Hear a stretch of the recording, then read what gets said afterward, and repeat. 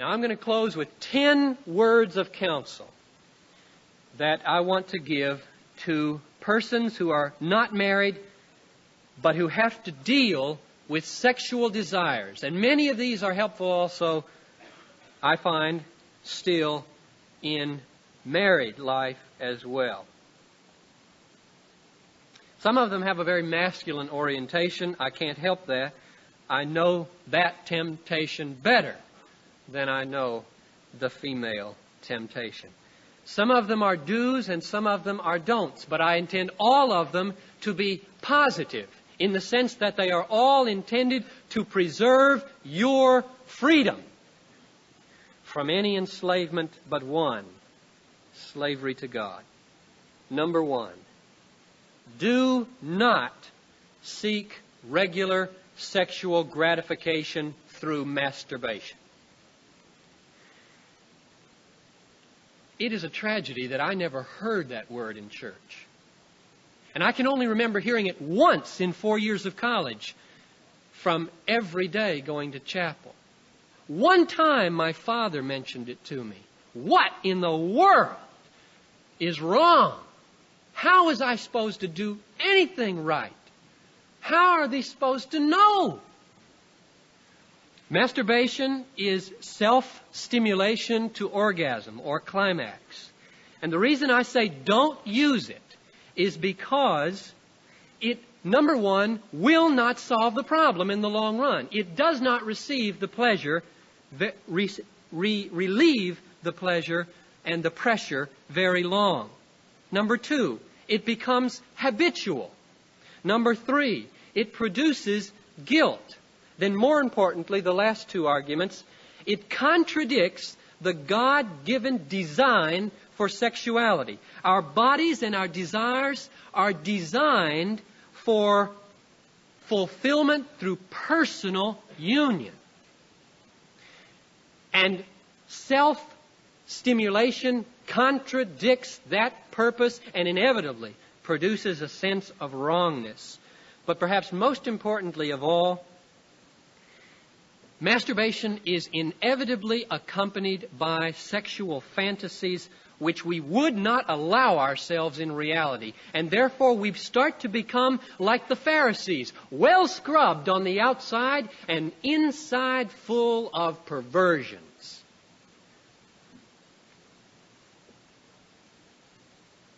Therefore, number one, do not seek relief and satisfaction for your sexual desires through masturbation. Second, do not seek sexual gratification through touching and being touched by another person, even if you keep it short of sexual intercourse.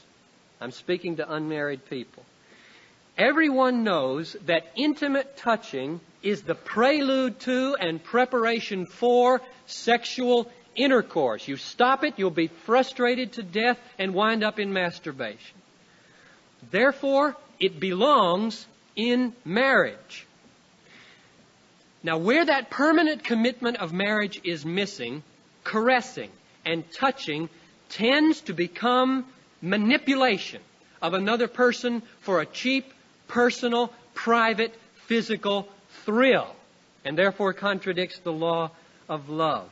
It turns the other person's body into a masturbation device. It is not the way God intended it to be used.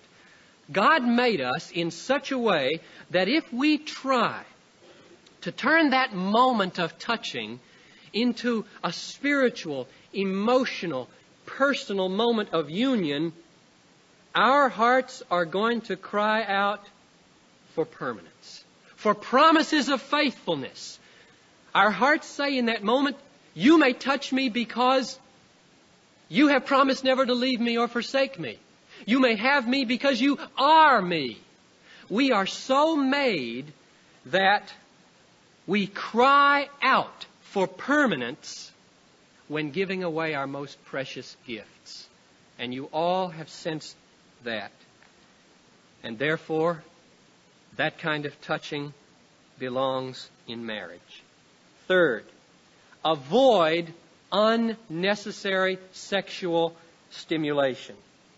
It doesn't take any brains to know that there are enough X-rated movie houses and adult bookstores in this city to keep a person livid 24 hours a day.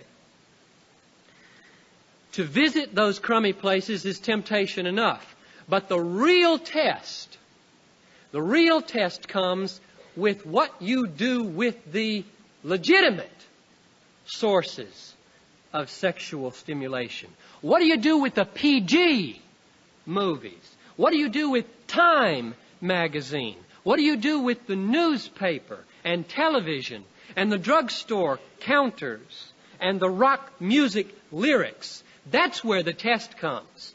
Most of us Christians would not go down Hennepin Avenue to the wrong places. But oh, where we will go, what we will listen to, what we will allow our eyes to dwell upon. This is the great test of whether we are free or whether we are enslaved to the slave master of our bodily passions, to keep on looking and keep on listening and keep on doing it. Fourth, when the stimulation comes and the sexual desire rises, perform a very conscious act of transfer onto Christ. I wish somebody had told me about this and shown me this years ago. I discovered this after I was married. You're riding down the street, and a billboard or a marquee sows the seed of sexual desire and desire for sexual gratification in your mind. And it moves through your body. What do? This is what I find very helpful still. You take that desire and you very consciously do something like this. You say, Jesus, it's there now, and I acknowledge that you are my Lord and my God. My greatest desire in all the world is to love you, obey you, delight in you. And therefore, Lord, I take this desire that has been sown in my body and I take it away from your competitor. I purge it and I give it to you, and now I desire you with that desire. And I thank you for liberating me from the bondage of sin. It is remarkable of how much power we can gain over the direction of our desires if we go on to number 5, namely, pray. Pray that God will give you in ever-increasing strength that love to Him, that desire to know Him and obey Him above all else. I read a sermon by Thomas Chalmers, an old Scottish preacher, once, entitled The Expulsive Power of a New Affection. The title's just stuck because it's so good. The most effective way to get rid of a desire that you don't want but you have is to recognize that it's there, admit it, and push it out with a new one. You can't get rid of it really any other way. Not effectively. Remember, Jesus talked about getting the heart clean of one devil. You sweep it nice and clean, it stays empty, and boom, 7 more come back. So it is with sexual desires. You must replace them with something new, a new affection. And prayer is the summoning of divine assistance to produce those new desires in our hearts. 6th, bathe your mind in the Word of God every day. Jesus prayed for His disciples, sanctify them in the truth. Thy Word is truth. Truth sanctifies.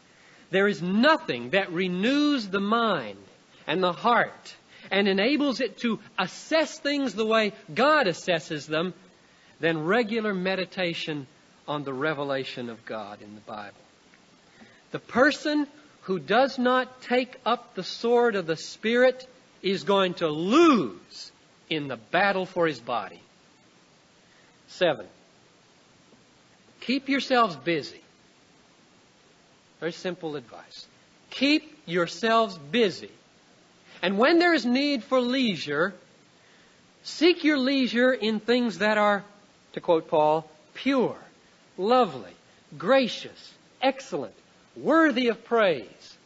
Idleness in a society like ours is asking for trouble.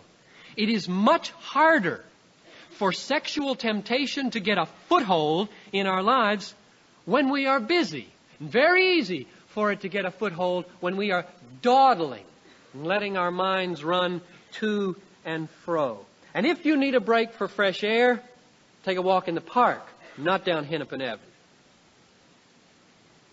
Eighth,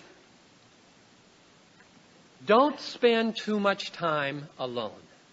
Not an easy word for some singles. Don't spend too much time alone. We've got to help you in the church with this. We're not doing a very good job of it, and we will do better. You must spend time with Christian people. Don't forsake the assembling of yourselves together. Not just here on Sunday morning. That text doesn't mean that. Don't forsake the assembling of yourselves together many times, in all kinds of situations, in little groups, 2s, 3s, 4s, dozens. Get together, encourage one another, stir each other up to love and good works. Talk about your struggles with trusted friends. Not everybody, but trusted friends. Pray for each other. Hold each other accountable for purity. 9. This is something I've learned more recently too, probably since seminary. Strive to think of all people, especially people of the opposite sex, if there's a problem, in view of eternity. It is not easy to fantasize, sexually fantasize about a person if you think about the eternal torment that person may shortly suffer in hell due to their unbelief. It is not easy. You know yourselves, you've had to bracket, rule out those thoughts. Jesus, stay out for these few minutes, because you'll ruin everything if you get in here with those kinds of thoughts.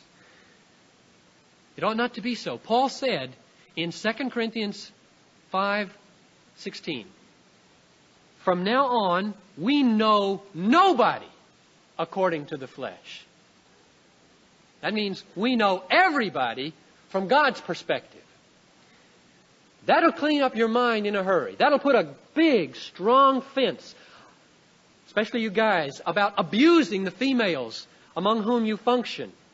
It will not allow you to depersonalize them and treat them in your minds in ways you'd never treat them in person. And finally, number 10, resolve to seek the kingdom first.